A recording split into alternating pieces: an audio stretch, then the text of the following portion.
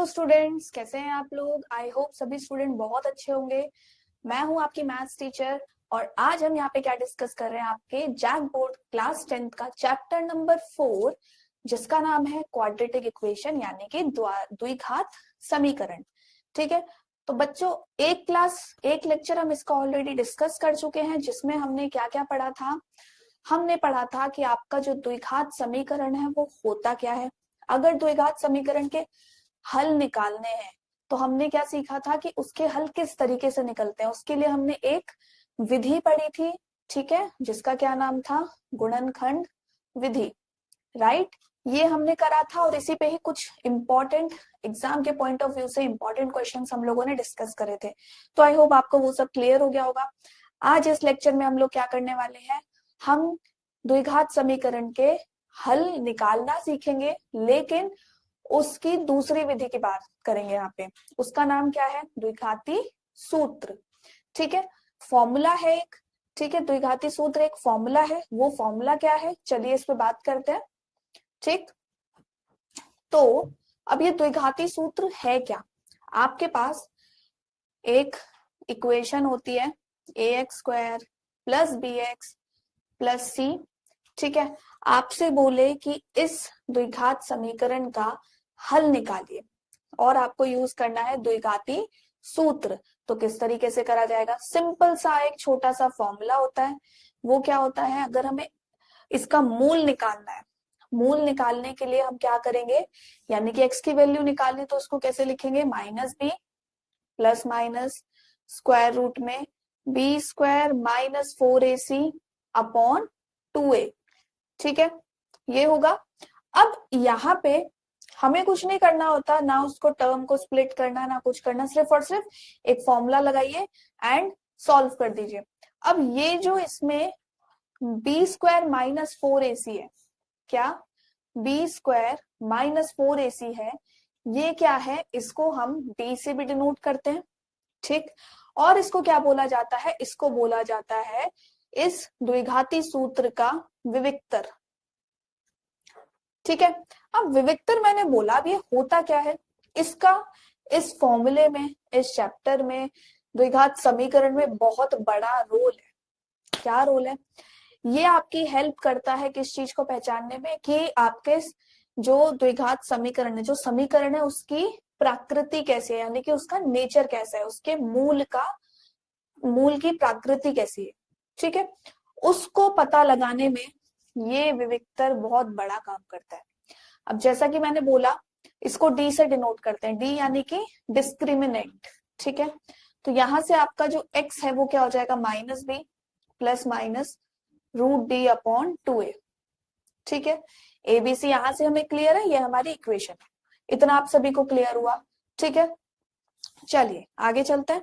अब मैंने बोला कि डी जो है आपका, वो मूल की प्रकृति बताने में बहुत काम करता है, उसके नेचर पता करने में बहुत हेल्प करता है। कैसे, कि अगर आपको कोई एक समीकरण दिया है ax² + bx + c = 0 और आपसे बोला जाए कि इस समीकरण के मूल की प्रकृति बताइए, तो क्या करेंगे, तो हम क्या करेंगे, तो हम b² - 4ac निकालेंगे। ठीक है, कोई भी इसकी वैल्यू आएगी, कुछ ना कुछ इसकी एक वैल्यू आएगी। अगर वो वैल्यू 0 से बड़ी है, अगर वो वैल्यू 0 से बड़ी है तो उसका मूल कैसा होगा, तो उसके दो भिन्न मूल आएंगे, मतलब दो अलग अलग मूल होंगे और दोनों कैसी संख्याएं होंगी, वास्तविक संख्याएं होंगी। ठीक है, दो भिन्न वास्तविक मूल। ठीक, लेकिन अगर आपका जो ये विविक्तर है वो 0 के बराबर आ गया, जैसा कि यहाँ पे लिखा है b² - 4ac आपका 0 आया, तो इसका क्या मतलब है, 0 आते ही मतलब एक तो जो भी मूल आएंगे इसके वो दोनों बराबर होंगे, एक जैसे आएंगे, एंड वास्तविक संख्याएं होंगी। ठीक है, यानी कि बराबर वास्तविक मूल। तीसरा, अब एक बार 0 से बड़ा आया, एक बार 0 आ गया, लेकिन अगर 0 से छोटा है तो कैसे मूल होंगे, तो जब 0 से छोटे उसकी विविक्तर आ जाए, इसका क्या मतलब होगा कि उसके कोई भी वास्तविक संख्या होगी ही नहीं, वास्तविक मूल नहीं हो सकता। ठीक है, अब जैसे आपने पिछले लेक्चर में हमने पढ़ा था कि कुछ हमने ऐसे देखे थे कि मूल आया है 1/2 1/2 इस तरीके से आया है। एग्जाम्पल दे रही हूँ कि कोई एक मूल आया, हमने गुणनखंड विधि से ऐसा कुछ निकाला, तो इससे हम क्या पता कर सकते हैं कि ये कैसे मूल है, बराबर है, ठीक है, और साथ में कैसे है, वास्तविक भी है। अगर ऐसा है, यानी कि अगर हम इसको द्विघाती सूत्र के अकॉर्डिंग करें तो b² - 4ac जो है वो 0 के बराबर आ रहा होगा पक्का, ठीक है, तभी जाके ऐसे कुछ मूल आएंगे। अगर अलग अलग है, यानी कि b² - 4ac से की जो वैल्यू है वो 0 से बड़ी होगी, तब उसके भिन्न मूल होंगे, ठीक है।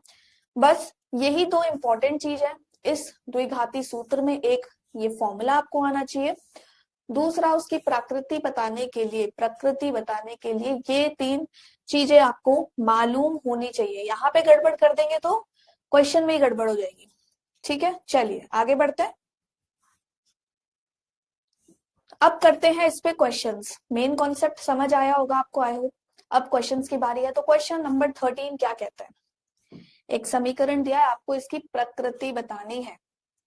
तो प्रकृति जहां पे बोल दिया, मतलब आपको क्या निकालना है, b² - 4ac, ठीक है। तो चलिए, ये क्या है, ax² + bx + c बराबर 0। तो b क्या है यहाँ पे, -1 -1 -4 इंटू √2 इंटू -√2। चलिए देखते हैं क्या आएगा, -1² +1 और ये हो गया 8, यानी कि वैल्यू क्या हो गई, 9। 9 0 से बड़ा है, तो यानी कि विविक्तर जो है 0 से बड़ा है। तो कैसी प्रकृति है इसकी, तो इसके 2 भिन्न वास्तविक मूल होंगे, ठीक है, 2 भिन्न वास्तविक मूल, ठीक। प्रकृति समझ आई किस तरीके से निकालना है, कुछ नहीं करना, सीधा सीधा b² - 4ac निकालिए और चेक कीजिए 0 से बड़ा है, 0 है, 0 से छोटा है, और उसके अकॉर्डिंग आप उसके नेचर को बता सकते हो। तो आई होप आपको इतना समझ आया होगा अच्छे से, एंड साथ के साथ आप लोग नोट करते हुए जरूर चलिएगा। क्यों, क्योंकि एंड टाइम पे, रिवीजन टाइम पे आपको ये बहुत हेल्पफुल रहेंगे, ठीक है। चलिए आगे चलते हैं। अगेन विविक्तर बताना है और फिर उसकी प्रकृति बतानी है, सेम प्रोसीजर। चलिए, तो b² - 4ac बराबर 0, ये क्या हो जाएगा, b क्या है आपका, -4 का स्क्वायर -4 इंटू 2 इंटू 3, यानी कि अच्छा यहाँ पे एक तो 0 = 0 नहीं करेंगे अभी हमें चेक करना है, क्योंकि वो 0 के बराबर है या बड़ा है या छोटा है। तो 16 - 24, ठीक है, ये क्या हो जाएगा, -8 है, यानी कि 0 से छोटा इसका मान है, 0 से छोटी वैल्यू है, तो कैसे मूल होंगे, वास्तविक मूल नहीं होंगे, वास्तविक नहीं। अब वो मूल होंगे क्या, उनको क्या बोला जाता है, वो हम पढ़ेंगे जब नेक्स्ट क्लासेस में। नेक्स्ट क्लासेस कहने का मतलब है जब आप हायर क्लासेस में जाएंगे, ठीक है। अभी हमें सिर्फ ये जानना है कि ये मूल वास्तविक नहीं है, ठीक। तो हमने इसके विविक्तर पता करा, यानी कि डी, और यहां से इसकी प्रकृति को पता करा। समझ आया अच्छे से, नोट करते जाइएगा। चलिए अगले क्वेश्चन पे चलते हैं। अब देखो, एक आती है वर्ड प्रॉब्लम। क्या कहती है वर्ड प्रॉब्लम, कि 13 मीटर व्यास वाले एक वृत्ताकार पार्क की परिसीमा के एक बिंदु पर एक खंबा इस प्रकार गाड़ना है कि इस पार्क के एक व्यास के दोनों अंत बिंदुओं पर बने फाटकों ए और बी से खंबे की दूरियां का अंतर 60 मीटर हो। सबसे पहले इस क्वेश्चन को समझने के लिए एक छोटा सा डायग्राम बनाते हैं कि कहना क्या चाह रहा है क्वेश्चन, ठीक है। सबसे पहले क्या बोले, वृत्ताकार पार्क, यानी कि कुछ ऐसा पार्क है, ठीक है, इसकी परिसीमा पर एक बिंदु पर एक खंबा इस प्रकार गाड़ना है, इसकी परिसीमा पे एक बिंदु पे कोई एक खंबा हमें गाड़ना है, ठीक है। हमने माना ये पॉइंट, ये जो बिंदु है ये क्या है, पी, जहां पे क्या है, खंबा गाड़ना है, ठीक है। कि इस पार्क के एक व्यास के दोनों अंत बिंदु, व्यास अगर ये पहले इसके व्यास बनाते हैं, पार्क के व्यास के अंत बिंदु की बात कर रहे हैं। तो पार्क का व्यास और इसके अंत बिंदु क्या क्या हो गए, एक हो गया ए, एक हो गया बी। पर बने फाटकों ए और बी की से खंबे की दूरियों का अंतर 7 मीटर है। ठीक है, चलिए इसको भी जोड़ लेते हैं।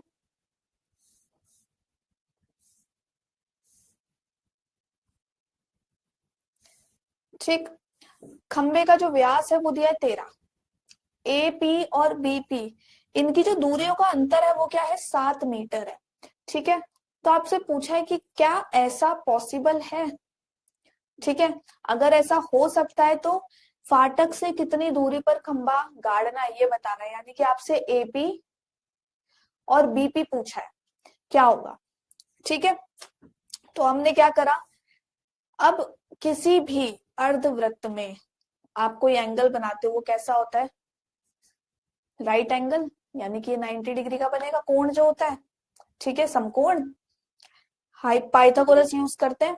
उसको यूज करने से पहले हम मान लेते हैं क्या कि बीपी जो है आपका वो क्या है, x मीटर। ठीक है, इसको मैंने माना x।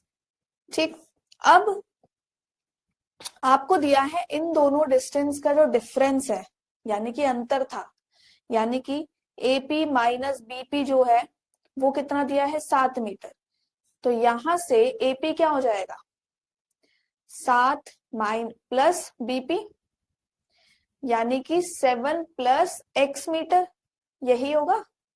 अब आपके पास एपी है, बीपी है, ए बी भी है, तीनों को यूज करके पाइथागोरस प्रमेय लगा के क्या हम x निकाल सकते हैं, आसानी से निकाल सकते हैं। अब पाइथागोरस क्या होता है कि ए बी का स्क्वायर, पाइथागोरस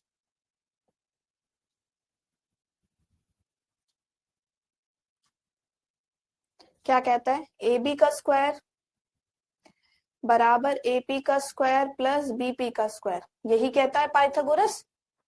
ठीक है, ए बी क्या है 13, तो 13 का स्क्वायर बराबर एपी क्या है आपका 7 प्लस एक्स का होल स्क्वायर प्लस बीपी क्या है x का स्क्वायर। अब क्या हम यहां से x निकाल सकते हैं, आसानी से निकाल सकते हैं। कैसे, इसका स्क्वायर करो, सबका सिंप्लीफाई करो, एक द्विघात समीकरण बनेगा। द्विघात समीकरण का हल करना हमें बहुत अच्छे से आता है। ठीक है, चलिए तो 13 का स्क्वायर ये क्या हो गया आपका 169, यानी कि 49 plus x square plus 14x plus x square. ठीक है, चलिए इसको आगे सॉल्व करते हैं, थोड़ा सिंप्लीफाई कर देते हैं फटाफट। तो ये क्या हो गया 169 बराबर 2x square plus 14x plus 49। Final equation जो आएगी वो क्या आएगी 2x square plus 14x minus 120 बराबर 0। अब अगर हम इस पूरी इक्वेशन को 2 से डिवाइड कर दे, क्या कुछ फर्क पड़ेगा इक्वेशन पे, बिल्कुल नहीं पड़ने वाला। तो हमने पूरी इक्वेशन को क्या करा 2 से भाग, तो x square plus 7x minus 60 बराबर 0। इतना समझ आया। अब ये बन गई है एक द्विघात समीकरण। द्विघात समीकरण को हल करने के लिए 2 तरीके हमने सीखे हैं, एक सीखा गुणनखंड विधि, एक सीखा द्विघाती सूत्र। कोई भी लगाइए, आपकी चॉइस है। अभी हम द्विघाती सूत्र पढ़ रहे थे तो हम वही यहाँ पे यूज कर लेते हैं। ठीक है, तो यहां से x क्या हो गया माइनस बी, यानी कि -7 plus minus B square minus 4 into 1 into minus का 60/2। ठीक, और ये हो जाएगा -7 प्लस माइनस, और ये आपका आएगा 289/2। ठीक है, -7 प्लस माइनस 17/2। ठीक, समझ आया इतना। अब क्या करना है, एक बार प्लस कर दीजिए, एक बार माइनस कर दीजिए, तो ये क्या हो गया ये हो जाएगा आपका -7 + 17/2 और एक वैल्यू मिलेगी -7 - 17/2।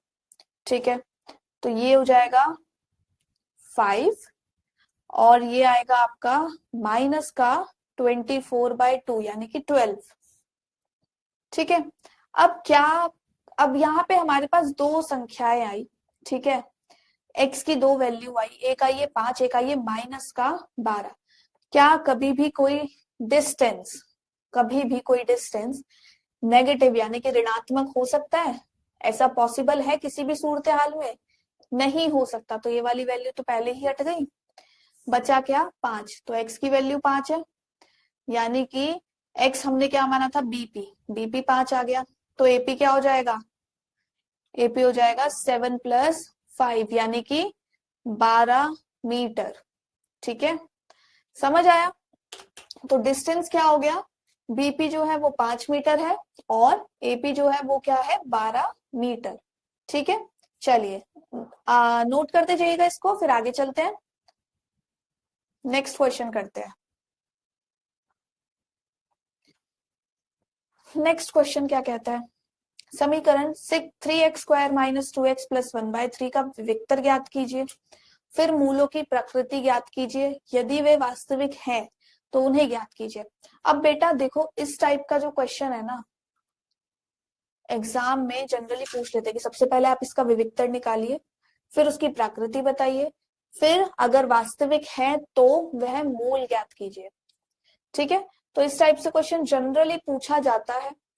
तो विविक्तर पूछा है तो हमें क्या निकालना है? हमारे पास क्या इक्वेशन है? 3x² - 2x + 1/3, यानी कि हमें क्या निकालना है विविक्तर के लिए? b² - 4ac। लगाओ वैल्यू, b² यानी कि -2 का स्क्वायर -4 × 3 × 1/3। क्या हो जाएगा? 4 - 3 से 3 कैंसिल, 4 यानी कि 0। यहां से इसकी प्रकृति कैसी हो गई? प्रकृति क्या हो गई? बराबर वास्तविक मूल। ठीक है, वास्तविक मूल पता चल गए, तो यानी कि वास्तविक संख्या है। अब क्या करना है? उस मूल को ज्ञात करिए। ठीक है, तो x = -b ± √d/2a कर सकते हैं हम डायरेक्टली। d जो है आपका 0 है और ये क्या हो गया? माइनस का -2 ± 0/2 × 3 यानी कि 2/6। तो दो जो मूल आएंगे वो क्या होंगे? 1/3 एंड 1/3, ये दो इसके मूल होंगे। ठीक है, समझ आया? चलिए अगले क्वेश्चन पे पढ़ते हैं।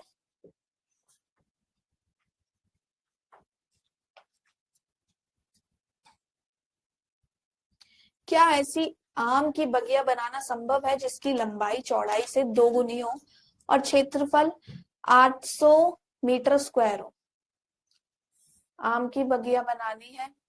ठीक है, लंबाई अगर मैं मानू, लंबाई चौड़ाई से 2 गुनी है। अगर ये चौड़ाई है यानी कि चौड़ाई को मैंने x माना, तो लंबाई क्या होगी? 2 गुनी यानी कि 2x होगी। तो मान लेते हैं, माना चौड़ाई कितनी है? x मीटर, तो यहां से लंबाई कितनी हो जाएगी? 2x। ठीक है, और इसका क्षेत्रफल कितना दिया है? क्षेत्रफल आपको दिया है 800 मीटर स्क्वायर। ठीक है, अब इस रेक्टेंगल शेप का क्षेत्रफल होता क्या है? लेंथ इंटू ब्रेथ यानी कि लंबाई इंटू चौड़ाई। ठीक है, यही होता है। तो यानी कि 800 बराबर x इंटू 2x, क्या हो जाएगा? 2x² बराबर 800। तो यहां से x² कितना हो गया? 400।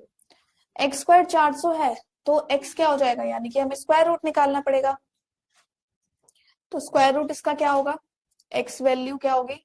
+-20। अब देखो यहाँ पे x जो है अगेन दो वैल्यू आ रही है, एक आ रही है पॉजिटिव, एक आ रही है नेगेटिव। क्या कभी भी कोई भी लंबाई की अगर हम बात करें वो नेगेटिव नंबर हो सकता है? कभी नहीं हो सकता। ठीक है, नहीं हो सकता है तो वो कैंसिल। तो यानी कि यहां से आपको क्या मिला, x की वैल्यू 20। ठीक, x की वैल्यू 20 हो गई, तो उसकी लंबाई और चौड़ाई ज्ञात कीजिए। यानी कि जो इसकी लंबाई है वो कितनी हो गई, 2x यानी कि 40 मीटर, और चौड़ाई आपकी 20 मीटर। समझ आया? ठीक है, क्वेश्चन बहुत इजी था। ठीक है, आगे चलते हैं अगले क्वेश्चन पे।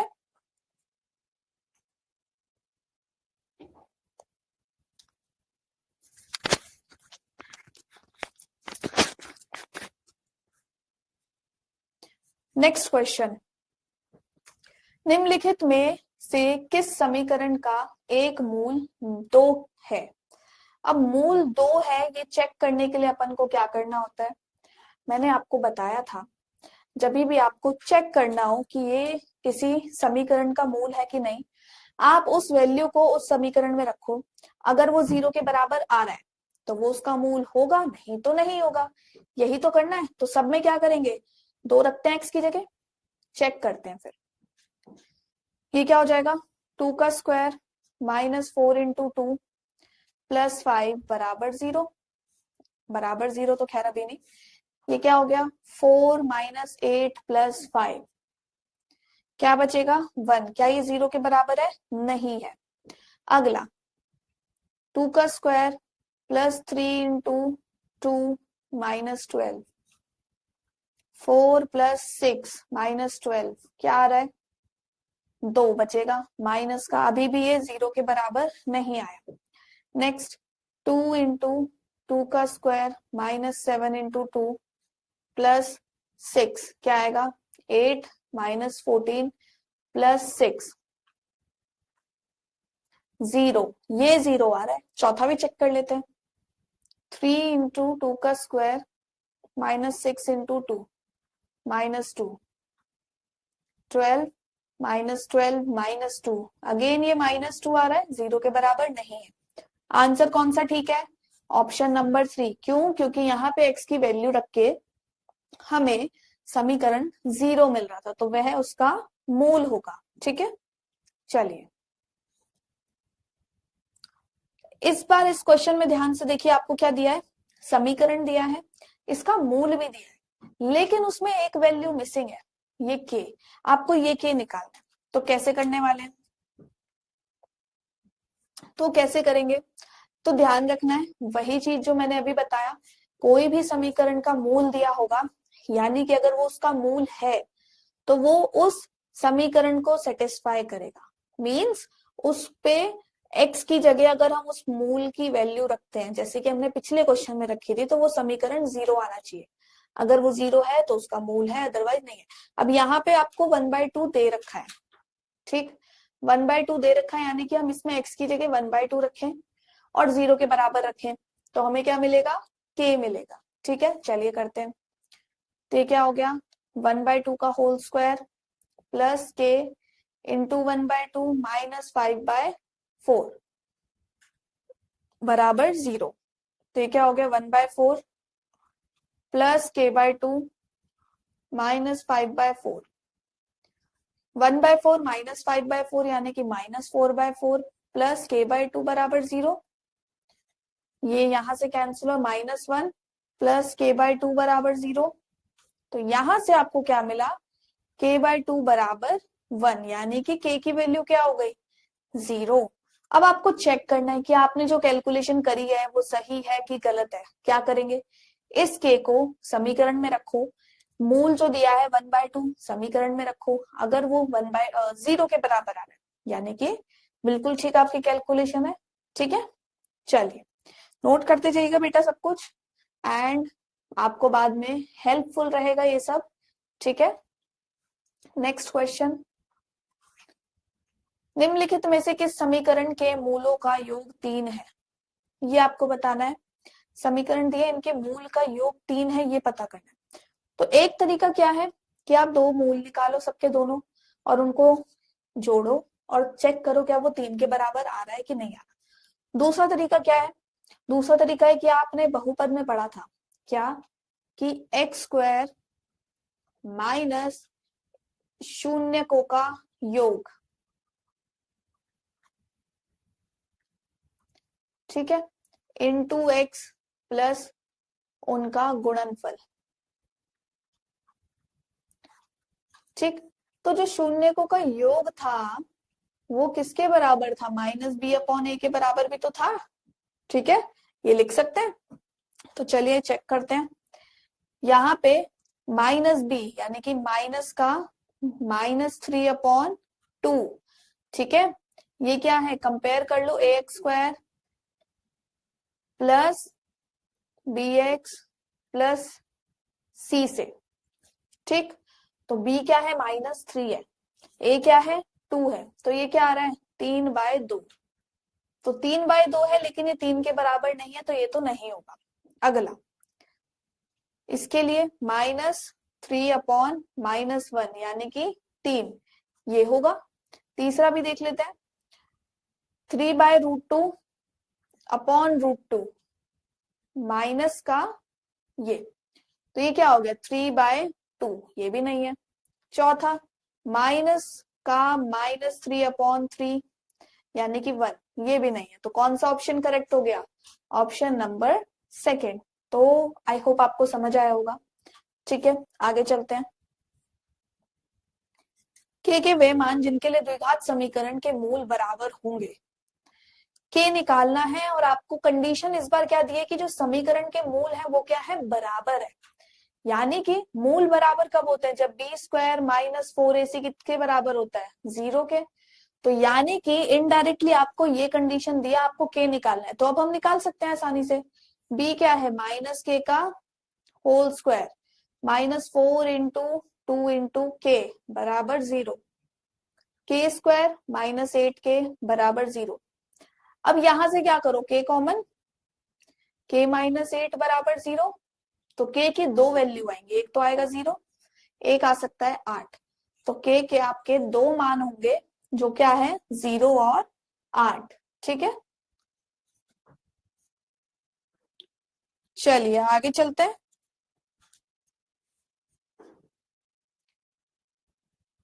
निम्नलिखित में से किस समीकरण के दो भिन्न वास्तविक मूल हैं, दो भिन्न वास्तविक मूल, क्या कंडीशन थी उसकी, उसकी कंडीशन थी कि बी स्क्वायर -4ac जो है आपका ग्रेटर देन 0 होना चाहिए।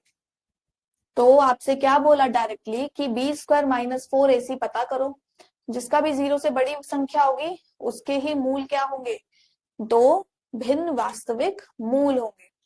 ठीक है, चलिए, तो इसके लिए बी स्क्वायर -4ac क्या है, -3/√2 का होल स्क्वायर -4 × 2 × 9/4, ये क्या हो जाएगा 18 -18 यानी कि 0 के बराबर आ रहा है। जब 0 के बराबर होता है तो कैसे मूल होते हैं, बराबर मूल होते हैं, वास्तविक नहीं होते, गलत। नेक्स्ट, बी स्क्वायर -4ac यानी कि 1 का स्क्वायर -4 × a × -5 यानी कि 1 प्लस 20, 21, 0 से बड़ा, कैसे मूल होंगे, दो भिन्न वास्तविक मूल, ये ठीक है ऑप्शन। तीसरा भी निकालिए, तो हो गया 3 का स्क्वायर -4 × 2√2 × 1 यानी कि 9 8√2, कैसी संख्या आएगी, 0 से छोटी हो सकती है। ठीक है, तो इसके भी मूल कैसे होंगे, वास्तविक, भिन्न वास्तविक नहीं होंगे। अगला, -3 का स्क्वायर -4 × 5 × 1 यानी कि 9 -20 लेस देन 0, ये भी नहीं होगा, इसके मूल वास्तविक ही नहीं है। तो कौन सा option correct, option number B correct option होगा इसके लिए। ठीक है, चलिए अब कुछ वर्ड प्रॉब्लम पे बात करते हैं। ठीक है, इंपॉर्टेंट है ये।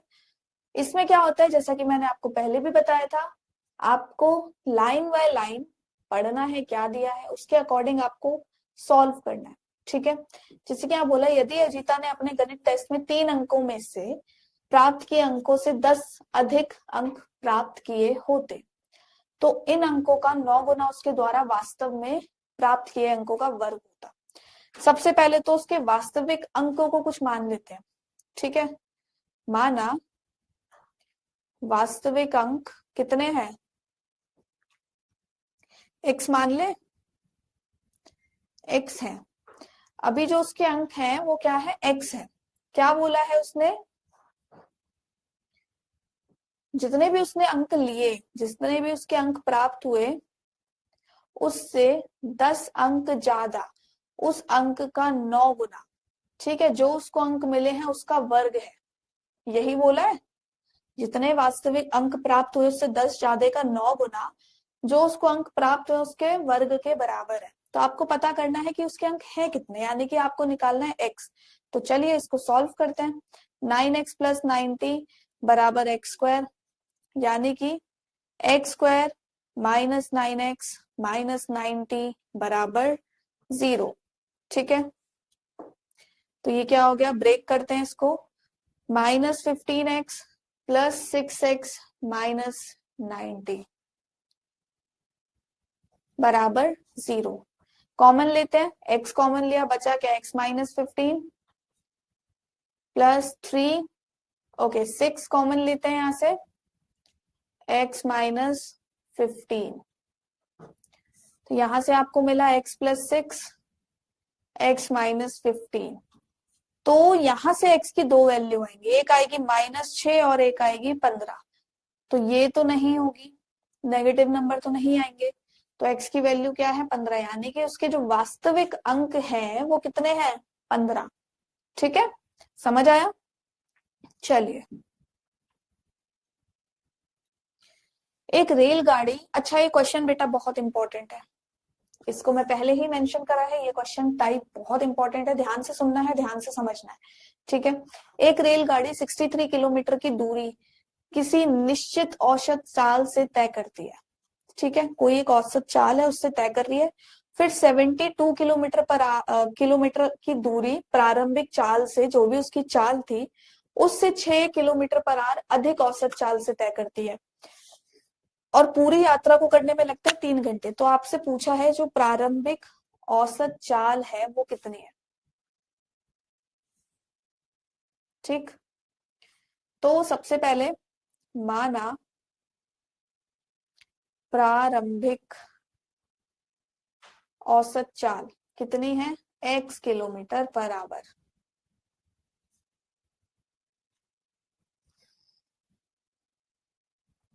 ठीक। अब देखो आपने एक फॉर्मूला पढ़ा है क्या, कि जो चाल निकालते हैं वो कैसे निकलती है, कितनी आपने दूरी तय करी है डिवाइडेड बाय कितना समय आपको उस दूरी तय करने में लगा। तो यहां से अगर हम समय की वैल्यू निकालें तो वो क्या हो जाएगा, दूरी जो भी डिस्टेंस है अपॉन चाल, ठीक है। तो यानी कि इसको टी मान ले, समय को और दूरी को डी। अब क्या पता करना है, अब देखो एक रेलगाड़ी ने कितना डिस्टेंस कवर करा, 63 किलोमीटर, ठीक। एक निश्चित औसत चाल से तय करा, ठीक है। हमें वो औसत चाल नहीं पता थी, हमने माना x, दूरी अपॉन चाल, ये हो गया, ठीक है। दूसरी रेलगाड़ी ने 72 किलोमीटर तय करे, जो प्रारंभिक चाल थी उससे 6 किलोमीटर पर आवर ज्यादा अधिक औसत चाल से, ये समझ आया। अब ये दोनों दूरी तय करने में औसत चाल के साथ टोटल कितना टाइम लगा, 3 घंटे लगे, ठीक है। यानी कि पहले वाले को अगर T1 टाइम लगा, दूसरे वाले को T2 टाइम लगा, तो T1 प्लस T2 पूरा कवर करने में 3 घंटे लगे। तो हम इसको क्या लिख सकते हैं, 63 by x plus 72 x plus 3 बराबर 3, ये आएगी। ये बनी है आपकी मेन इक्वेशन। अब काम है इसको सॉल्व करना, तो चलिए इसको सॉल्व करते हैं। सबसे पहले इसका द्विघात समीकरण बनाने की कोशिश करते हैं, चलिए। तो ये क्या है, 63 upon x plus 72 upon x plus 3 बराबर 3। सॉल्व करते हैं। सबसे पहले जितना कैंसिल हो रहा है कैंसिल करो, 3 1 जा 3 2 जा 3 1 जा 3 2 जा 3 4 जा, यानी कि 21 upon x plus 24 upon x plus 6 बराबर 1। एलसीएम लेते हैं, तो एलसीएम लेने के लिए क्या करेंगे, इन दोनों को मल्टीप्लाई और आपस में मल्टीप्लाई, तो यानी कि 21 x plus 6 plus 24 x upon x into x plus 6 बराबर 1। क्रॉस मल्टीप्लाई क्या हो जाएगा, 21 इंटू एक्स, ठीक, प्लस 126 प्लस 24 एक्स बराबर x square plus 6 x. Solve करो इसको, तो ये क्या हो गया, x square plus 6 x minus 21 क्या हो जाएगा,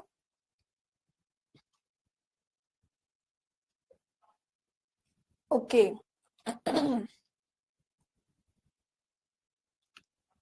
यहाँ पे ये हो गया 21 प्लस 24, ठीक है, इसको भी ऐड करते हैं, 24 21 हो गया 45 माइनस करो 6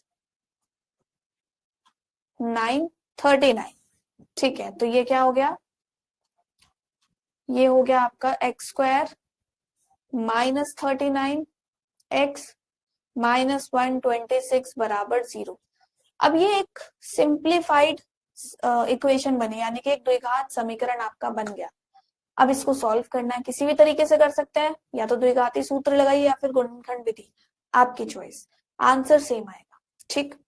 चलिए, तो x square minus 3x minus 42x minus 126 बराबर 0, x x minus 3 minus 42, okay, plus आएगा यहाँ, ठीक है, माइनस 42x, तो ये क्या हो गया, x प्लस 3 बराबर 0, यानी कि x माइनस 12 x प्लस 3 बराबर 0। x की वैल्यू 2 आएंगी, एक आएगी 12, एक आएगी माइनस 3, ओके। यहाँ पे 12 नहीं 42 है बेटा, कोई नहीं, कभी कभी हो जाती है गड़बड़े, बट इट्स ओके। 42 तो x की जो औसत प्रारंभिक औसत चाल है, क्या कभी भी वो माइनस हो सकती है, नहीं हो सकती, तो जो इसकी प्रारंभिक औसत चाल है वो क्या है, 42 किलोमीटर पर आवर, 42 किलोमीटर प्रति घंटा, ठीक है, समझ आया। चलिए, मेन काम इसमें क्या था, आपका इक्वेशन बनाना, इक्वेशन बन गई तो उसको सॉल्व कैसे करेंगे, वो जितने सिंप्लीफाइड तरीके से आप सॉल्व कर सको कोशिश करो कि उतने अच्छे से आप सॉल्व करें, ठीक है।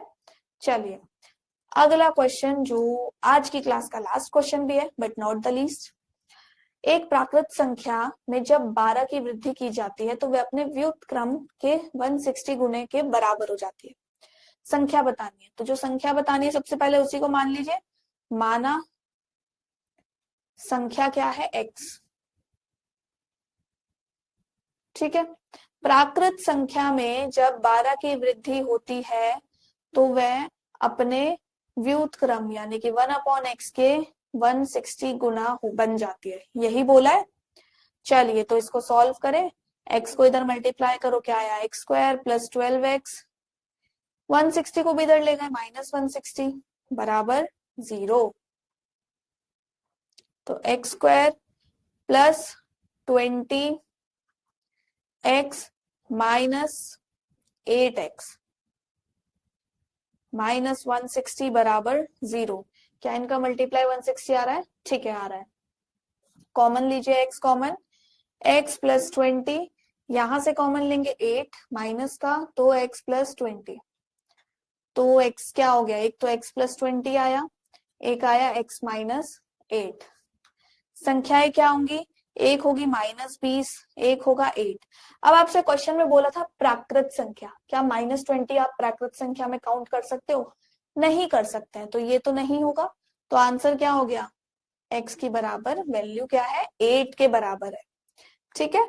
तो मेन काम जो है यहाँ पे वो क्या है, वर्ड प्रॉब्लम में कि बिल्कुल लाइन बाय लाइन ध्यान से एक एक चीज पढ़िए, जो लिखा है उसके अकॉर्डिंग क्वेश्चन को सॉल्व करने की कोशिश करनी है।